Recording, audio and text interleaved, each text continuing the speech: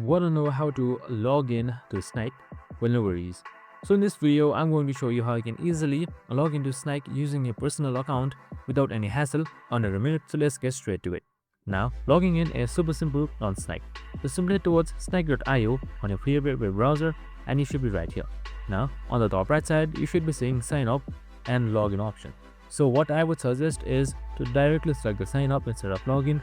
But instead, if you click login, you can just simply choose for customers or sync apps. So if you want to directly log in from Google GitHub, I would just recommend you to select sign up. Now once you have selected sign up, it should show you previous login automatically if you had registered previously. So you can just simply select continue with Google or just simply log in with a different account, and that's it.